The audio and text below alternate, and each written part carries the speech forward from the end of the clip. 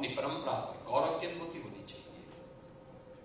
और हम भारतीयों को तो और भी गौरव की अनुभूति होनी चाहिए। जितनी प्राचीन परंपरा संस्कृति हमारी है, इतिहास से भी परे हम लोग हैं। हमको इतिहास के दायरे में कोई कैद नहीं कर सकता।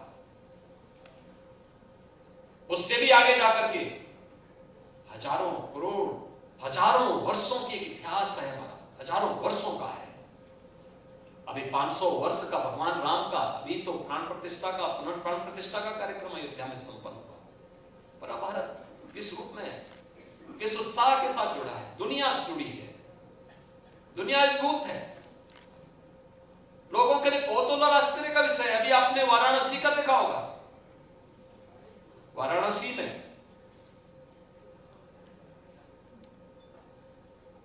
काशी विश्वनाथ धाम में, ज्ञानवापी में ईएसआई की रिपोर्ट सामने आ रही है।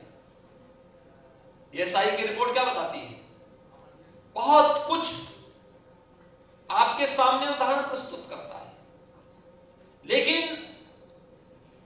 उस विरासत पर जो प्रधानमंत्री मोदी जी ने आजादी के अमृत महोत्सव वर्ष के समय आपको उपलब्ध कराया था, हम आजादी की लड़ाई को अपनी आंखों से नहीं देखे, देश को आजाद होते समय हम नहीं देखे, लेकिन जब देश अपनी आजादी का अमृत महोत्सव मना रहा था, हर घर तिरंगा के माध्यम से हम इस महोत्सव में सहभागी बने थे, क्योंकि हमारे पूर्वजों ने लड़ाई की।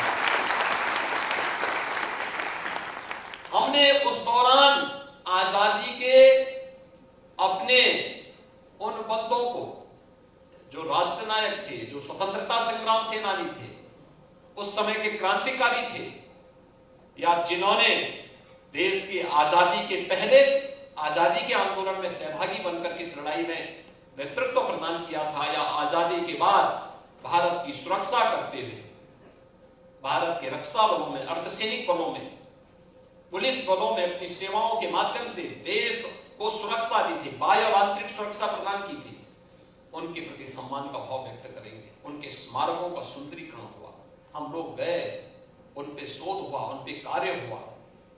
ये चीजें उस समय प्रारंभ हुई। तो विरासत पर गौरव की अनुभूति कर रहा है। हम राम पर इसलिए क्योंकि राम हमारे पूर्वज थे, कृष्ण हमारे पूर्वज है।